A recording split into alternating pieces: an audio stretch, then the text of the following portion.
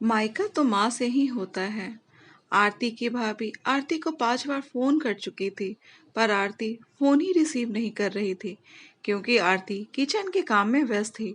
बाद में जब आरती किचन से बाहर आई तो देखा उसकी भाभी के 5 मिस्ड कॉल, वो भी लगातार।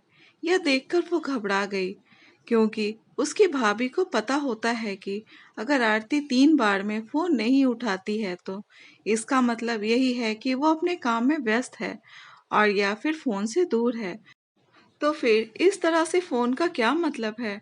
अब आरती का मन घबरा रहा था क्योंकि भाभी के 5 फोन लगातार आने से वो बहुत बेचैन हो गई। घबराने का कारण यह था कि आरती की माँ की तबीयत इन दिनों ठीक नहीं चल रही थी। अभी एक दिन पहले ही आरती अपनी माँ से मायके में मिलकर आई थी। फिर भी आरती ने हिम्मत करते हुए अपनी भाभी को फोन लगाया और जैसे ही भाभी ने फोन उठाया तो आरती को रोते हुए कहा, दीदी, माँ जी हमें छोड़कर चली गई है। रात को अच्छे से सोई थी। सुबह आपके भैया और मैंने खूब उठाने की कोशिश की, पर वो नहीं उठी। तब हमने डॉक्टर साहब को बुलाया। फिर उन्होंने बताया कि माँ जी अब नहीं रही। दीदी, आप जल्दी से घर आ जाओ। इतना सुनते ही आरती की आंखों से आंसू बहने लगे। पापा तो पहले ही उसे छोड़कर जा चुके थे और अब भगवान ने उसकी माँ को भी बुला लिया था। आरती तो बिल्कुल टूट ही चुकी थी।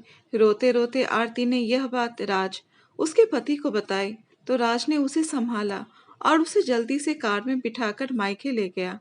आरती जैसे ही अपने घर पहुंची तो अपनी माँ के शरीर को देखकर उससे लिपट गई और खूब रोने लगी।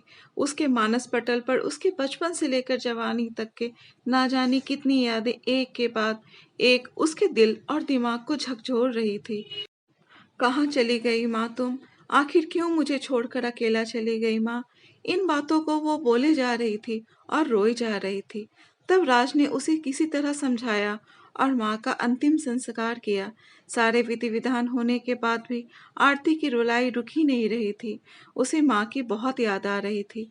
तब आरती की मौसी ने उसके आंसू पोंछे और उसे संभाला और कहा, आरती बेटा, ऐसे दुखी मत हो। दीदी नहीं रही तो क्या हुआ? मैं हूं ना, तेरी मौसी। मेरा घर भी तो तेरा मायका ही है। जब मन करे तब आ जाना अपनी मौसी के पास। वैसे कहते भी तो है ना, मौसी मतलब माँ जैसी। बेटी, मैं तेरा दर्द समझ सकती हूँ क्योंकि तेरे पापा तो पहले ही तुझे छोड़कर जा चुके हैं और आज दीदी भी चली गई।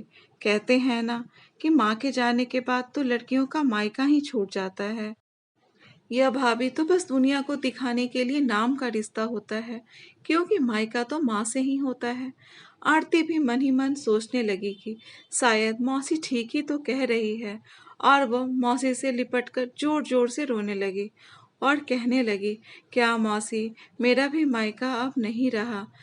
तभी आरती की भाभी दूर बैठी दोनों की बातें सुन रही थी। पहले तो भाभी ने आरती को चुप कराया और फिर उसे दिलासा दिया। फिर भाभी ने मौसी से कहा कि मौसी जी, आपने ऐसे कैसे कह दिया कि मायका केवल माँ से ही होता है। मैं मानती हूँ कि माँ का स्थान कोई नहीं ले सकता, लेकिन अभी दीदी के भैया भाभी जिंदा हैं और जब तक हम हैं, दीदी का मायका हमेशा बना रहेगा। मैं पूरी कोशिश करूंगी दीदी को माँ जी की तरह प्यार और सम्मान देने की, और दीदी जब चाहे तब यहाँ आ सकती हैं। यह घर कल भी उनका था, आज भी है और कल भी रहेगा। मौसी जी, मैं भी एक बेटी हूँ और मेरा भी मायका है, और मैं अच्छे से जानती हूँ कि हम बेटियों के लिए मायका कितना जरूरी होता है। मौसी जी, आप दीदी को अपने घर जरूर बुलाइए, पर उन्हें अपने भैया भाभी के प्यार से दूर मत करिए। तभी मौसी ने कहा, बहू, आज के जमाने में तेरी जैसी सोच रखने वाली भाभी बहुत कम मिलती है। मुझे माफ कर दे। मुझे तेरी सोच पर गर्व है कि तू हमारे घर की बहू है। अगर सभी बेटियों के भाई भाभी तुम जैसे होंगे तो उनका मायका कभी छूट ही नहीं सकता। मैंने आरती को गलत राह दिखाई। तभी आरती अपनी भाभी के गले लग गई और बोली, भाभी, आज आपने मुझे विश्वास दिला दिया कि भाभी भी माँ के समान होती है, और मैं निश्चिंत हूँ कि जब तक आप और भैया हो, मेरा मायका सदा बना रहेगा। और सच ही तो है कि भाभी माँ के समान होती है। आज आपने मुझे इस बात का विश्वास भी दिला दिया। दोस्तों, ये कहानी कैसी लगी? कमेंट बॉक्स में अपने विचार जरूर बताएं और अगर कहानी अच्छी लगी हो तो कहानी को लाइक, शेयर और चैनल को सब्सक्राइब करना ना भूलें। कहानी सुनने के लिए धन्यवाद।